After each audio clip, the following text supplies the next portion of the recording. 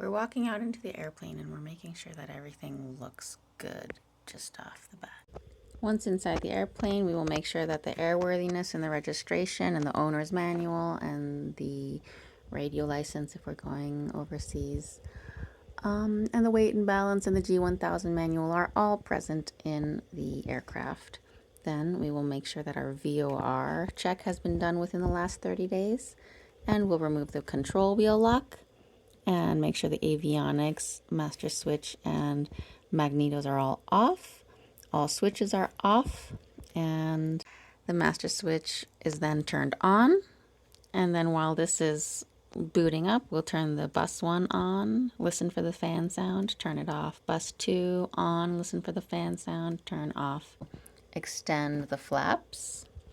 It takes a while for these annunciators right here to show us that the oil pressure and low vacuum annunciators are on, and that our low fuel annunciator is off, and that we have sufficient fuel. Then we'll turn on all the external lights and the pitot heat as well, and walk around the airplane. We'll make sure that all the lights and the landing lights and the beacon are all working, and then we will also check pitot heat. Then we'll come in and save our battery by turning it off.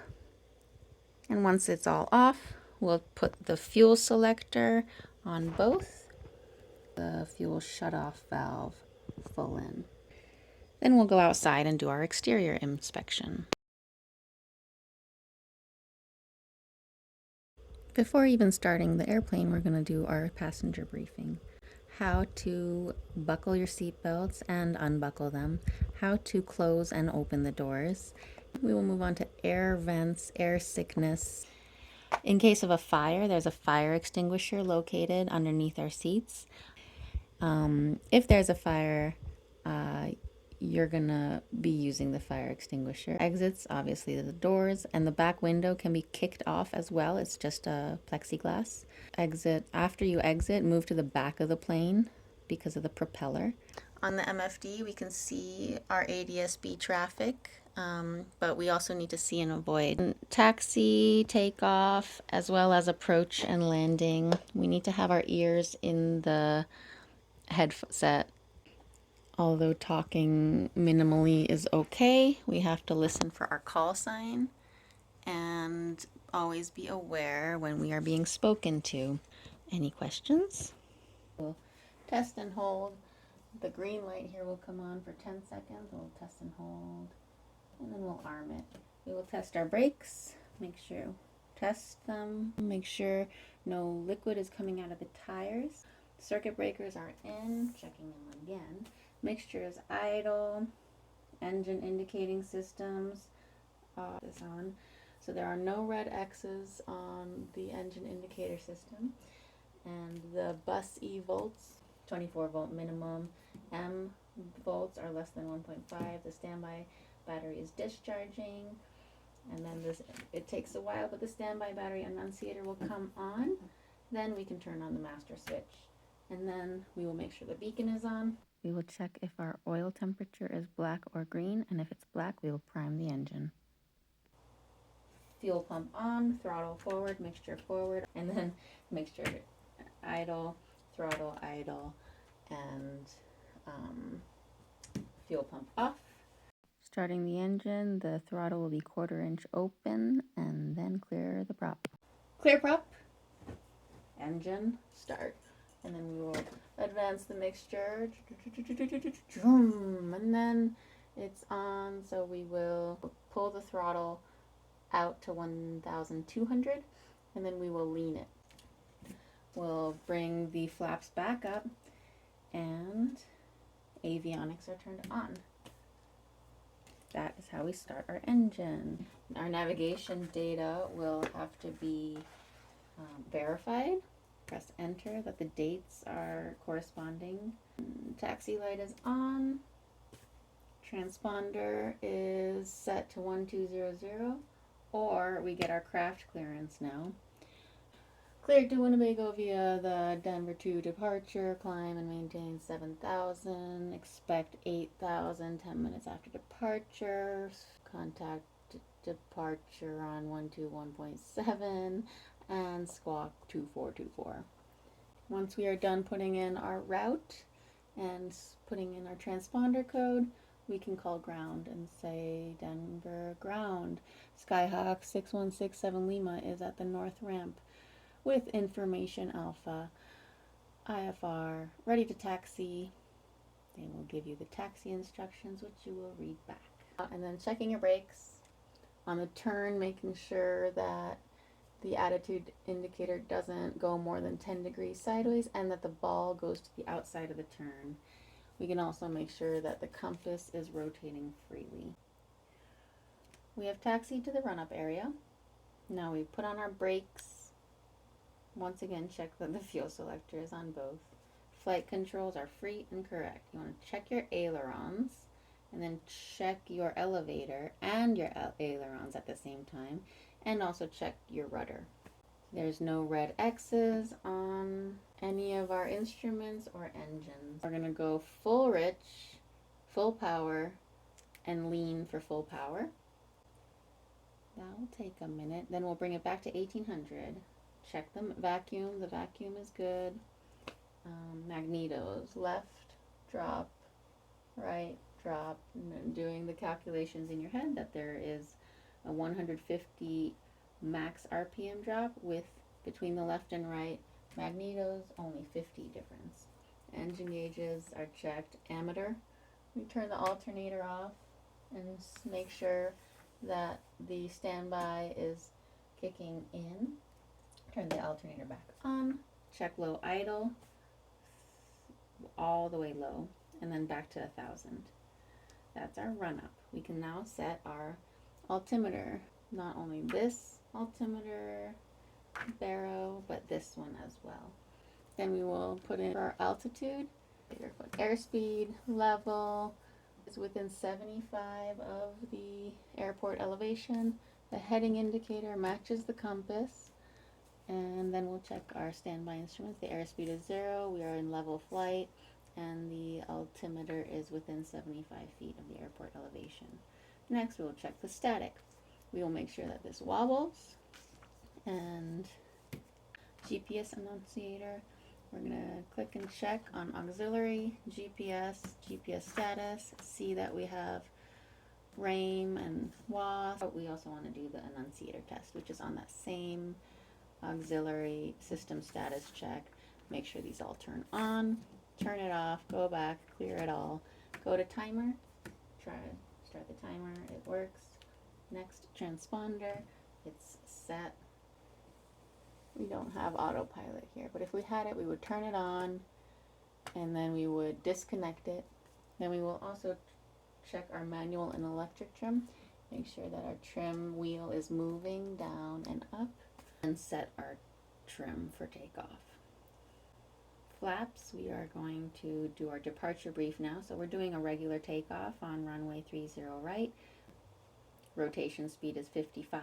We will climb at, actually for the noise abatement procedure here, we have to climb at 65 until we are 400 feet above airport elevation, and then we will climb at 73 until cruise altitude. If we have an engine failure with runway remaining, we exit the runway, apply brakes as soon as possible.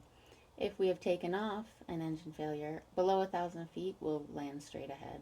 Above 1,000 feet, we will turn back towards the airport and land on a runway. The winds are, we have a 30-degree crosswind at 6 knots. Landing lights, strobes, all of it's on. We are at the runway, and we say, Denver Tower, Skyhawk 6167 Lima is at runway 30 right, ready for departure. 6167 Lima, fly runway heading. I'm cleared for takeoff runway 30 right. And then you say 6167 Lima, fly runway heading, cleared for takeoff on 30 right. As we roll out onto the runway, we see the numbers 30 right. We're checking our transponder, our lights, and that we're moving. As we push full throttle in, we are making sure that the engine gauges are good. The airspeed comes alive, and we are watching for 55, at which point we will rotate. Once we're out of the class ring and they tell us frequency change approved, we'll say frequency change approved, and we will switch over to our pre-selected departure control frequency or the practice area frequency. After takeoff, our climb checklist at 1000 AGL is that our flaps are up, airspeed is 70, and we are trimmed well. The throttle is full. Every 1,000 feet, we are going to lean our mixture by a quarter turn. And then the transponder, we are verifying that it is squawking alt mode. Climb checklist complete. Once we reach our cruise altitude, we will set our power to 2,300. We will increase our airspeed to 100. Retrim for this new power setting. And now we're going to leave the trim with that power setting, so we want to make note of exactly what number we're at.